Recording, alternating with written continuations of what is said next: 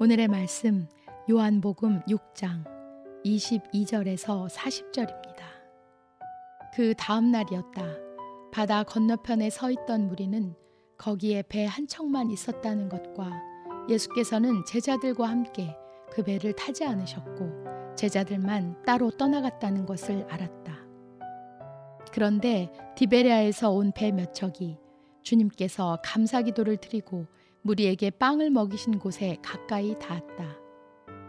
무리는 거기에 예수도 안 계시고 제자들도 없는 것을 알고서 배를 나누어 타고 예수를 찾아 가버나움으로 갔다.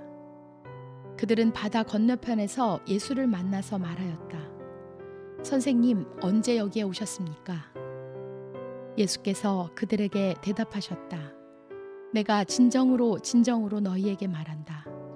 너희가 나를 찾는 것은 표징을 보았기 때문이 아니라 빵을 먹고 배가 불렀기 때문이다. 너희는 썩어 없어질 양식을 얻으려고 일하지 말고 영생에 이르도록 남아있을 양식을 얻으려고 일하여라. 이 양식은 인자가 너희에게 줄 것이다. 아버지 하나님께서 인자를 인정하셨기 때문이다. 그들이 예수께 물었다. 우리가 무엇을 하여야 하나님의 일을 하는 것이 됩니까? 예수께서 그들에게 대답하셨다. 하나님께서 보내신 이를 믿는 것이 곧 하나님의 일이다. 그들은 다시 물었다. 우리에게 무슨 표징을 행하셔서 우리로 하여금 보고 당신을 믿게 하시겠습니까? 당신이 하시는 일이 무엇입니까? 그는 하늘에서 빵을 내려서 그들에게 먹게 하셨다. 한 성경 말씀대로 우리 조상들은 광야에서 만나를 먹었습니다. 예수께서 그들에게 대답하셨다. 내가 진정으로 너희에게 말한다. 하늘에서 너희에게 빵을 내려다 주신 이는 모세가 아니다. 하늘에서 참 빵을 너희에게 주시는 분은 내 아버지시다. 하나님의 빵은 하늘에서 내려와 세상에 생명을 주는 것이다. 그들은 예수께 말하였다. 주님, 그 빵을 언제나 우리에게 주십시오. 예수께서 그들에게 말씀하셨다. 내가 생명의 빵이다. 내게로 오는 사람은 결코 줄이지 않을 것이요. 나를 믿는 사람은 다시는 목마르지 않을 것이다. 그러나 내가 이미 말한 대로 너희는 나를 보고도 믿지 않는다. 아버지께서 내게 주시는 사람은 다 내게로 올 것이요. 또 내게로 오는 사람은 내가 물리치지 않을 것이다.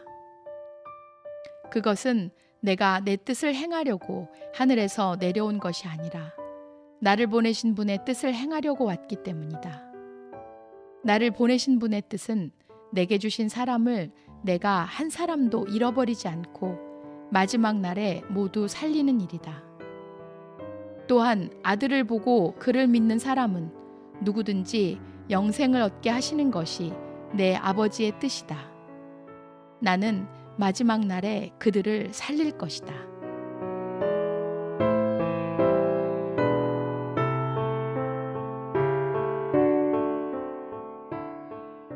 반려견을 키우시는 많은 분들이 공감하시는 개에게 약을 먹이는 방법입니다.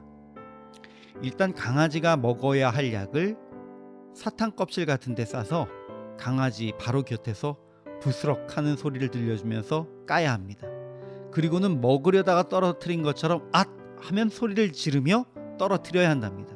그러면 강아지들은 재빠르게 그 약을 집어먹고 도망간다고 합니다.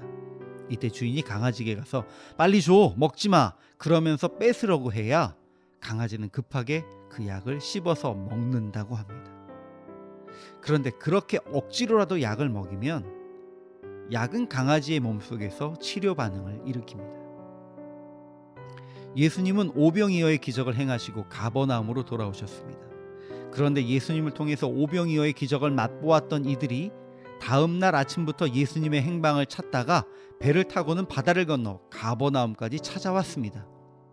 그렇게 찾아든 무리들을 향해서 예수님은 너희가 나를 찾는 것은 떡을 먹고 배부른 까닭이로다 라고 말씀하십니다. 그들이 왜 찾아왔는지 뻔히 아심에도 불구하고 예수님은 그들을 외면하지 않으시고 말씀을 전하십니다. 그리고 모세 시대의 만나를 하나님께서 주신 것처럼 하나님의 떡이 이제 하늘에서 내려와서 세상에 생명을 주실 것이라고 말씀하시고, 그리고 예수님 당신이 그 생명의 떡이라고 소개하십니다.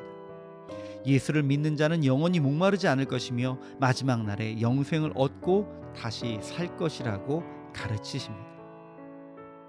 하나님께서 예수님을 보내신 뜻이 있습니다. 그 뜻에는 백성들의 병을 고치시고 줄인 자를 배부르게 하시는 것도 포함됩니다마는, 그러나 다른 무엇보다 모든 영혼을 살리고 구원하시는 것이 아버지의 뜻이며 예수님이 원하시는 것입니다. 그런데 이 일을 위해서 먼저 병도 고치시고 음식도 먹이신 것입니다. 그러면서 말씀을 함께 먹이시면 그 말씀이 그들 안에서 살아서 움직이며 변화를 일으키실 것을 아셨기 때문입니다.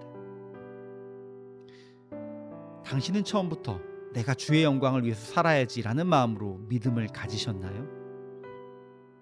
처음에는 혹시 그저 영원한 생명을 위해서 혹은 이 땅에서 잘 먹고 잘 사는 성공을 위해서 예수님을 믿기 시작하신 것은 아니셨나요? 시작이 어떤 이유에서였든지 우리는 예수님을 영접하고 삶이 달라진 것을 경험했습니다.